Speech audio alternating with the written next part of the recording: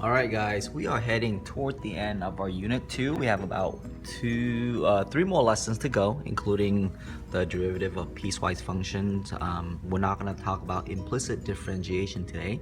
We're going to leave that out for lesson 3.9.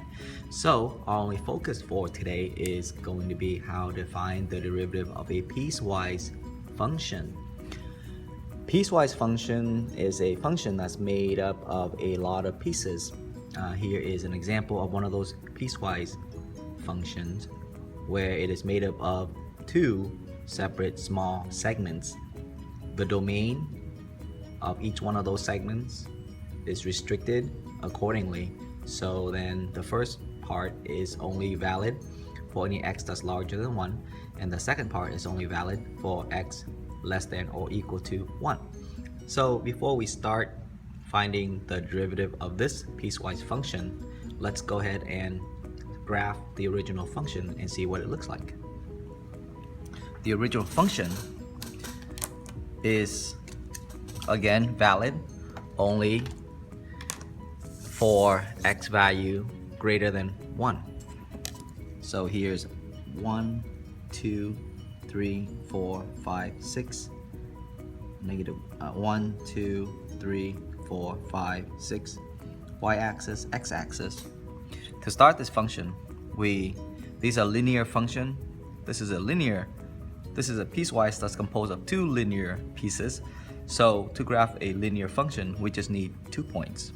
If I were to plug 1 in there, I get x equals to 2. So when I get y equals to 2. So when x equals to 1, y equals to 2. Because when I plug 1 in there, 1 plus 1 is 2. However, it is an open circle because we don't really include 1. I'm going to plug another point. Let's plug 3 in.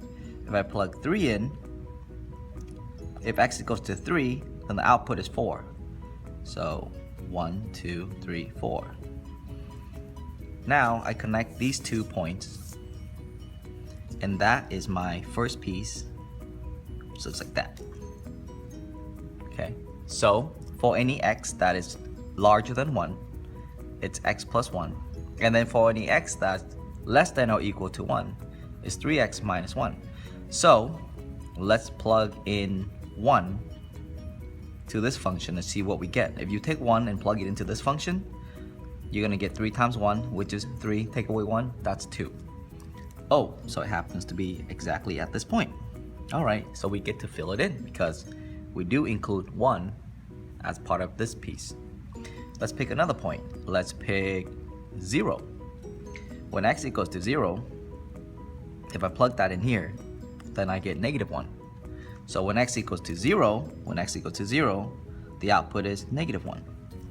So then I connect that and this piece together, and that's my second piece. That's my second piece. So this is the piece of 3x minus 1, and this top piece right here is part of the piece x plus 1, and that's my piecewise function. So our goal for today is to know how to write the derivative function for this piecewise function. Now, if you look clearly, this piecewise function is continuous everywhere on its domain, but it's not going to have a derivative at x equals to 1 because that's where there's a corner, and derivative does not exist at corner. So when we graph its derivative, okay, make sure that you draw an open circle where x equals to 1. Here's how the derivative is going to look like. I know that this segment right here has a slope of 1. So the derivative at any x value on this graph, on this part of the graph, is going to be 1. So when I draw my derivative, it's going to look like this. Open circle, because the derivative does not exist at that point. Okay. This is the sketch of the derivative. Okay. And for this other segment, for any x values less than or equal to 1, we use this graph to find its derivative, and if you look clearly, this is a linear function and it has a slope of 3. So 1, 2, 3. Okay. Which will look like this. That is the sketch. This is the sketch of the derivative function of this graph.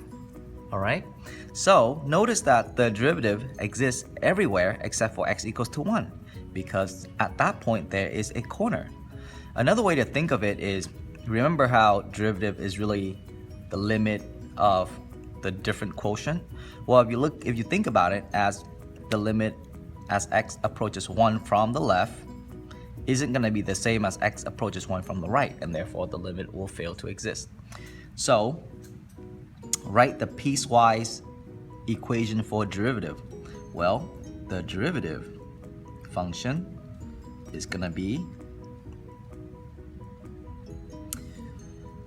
for any x value that is greater than 1, the derivative is just going to be 1.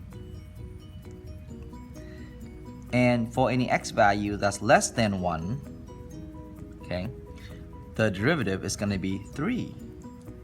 And the derivative at 1 does not exist, and that's why it's not included. See how there's an open circle there? Okay. So notice that we could have taken the derivative of each piece separately, but we needed to check the differentiability at x equals to 1. What I'm trying to say here is I could have found the derivative of this function by just taking the derivative of this function, which equals to 1, and the derivative of this piece, which will equal to 3. But the unknown factor from doing that is, how do you know whether or not at 1 the function is differentiable? And you don't know that unless you look clearly at the graph to be able to make that distinction. All right. On the back of this worksheet, I will show you a technique where you could come up with the derivative without making a sketch. So wait for part 2, and I'll finish the rest in part 2.